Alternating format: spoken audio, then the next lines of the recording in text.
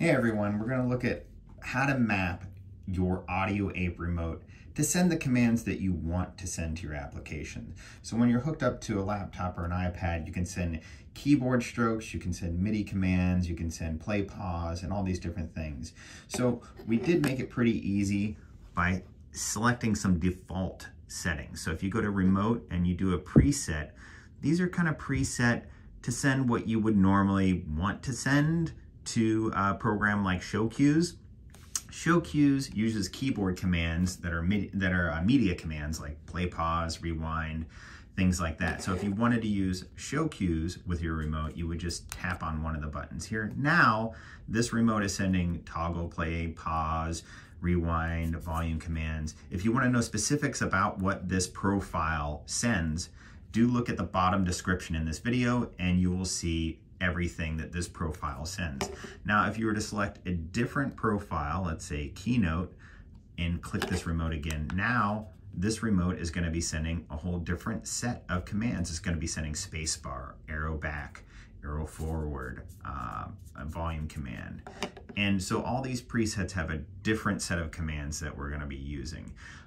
And then you can also pick a different remote and use this one to control a different profile. So now this remote is tied to ShowCues and this remote is tied to Keynote's commands. Now, again, when I say tied to, it's just sending the commands that we think those programs would like. And again, those are all listed in the description. Now, let's say you wanted to do something customized. Let's say you're controlling Keynote with this remote and you wanted the buttons to do something else. So you can customize that fully. So right now I think the center button sends spacebar, but if you wanted to do something else, you could go into custom mapping and it says, listen, just hit any button and we can remap it. So I'm gonna hit the center button. Right now it's spacebar, but let's say I wanna make it do something else like enter or delete, enter, here we go. Now the center button, when I click it, it's enter. And all the other commands remain the same, but they can also be remapped also. But this is just a click. So when it says remote number 2, this is remote number 2, and key number 5, they're 1, 2, 3, 4, 5. That's how they're labeled. And these are clicks. You can also do a hold, and let's say if you hold this, right now it's mapped to K, but if I wanted to change that to be something else, and we have every command here, we have keyboard commands and we also have MIDI commands. So let's say you just wanted this to be a MIDI command.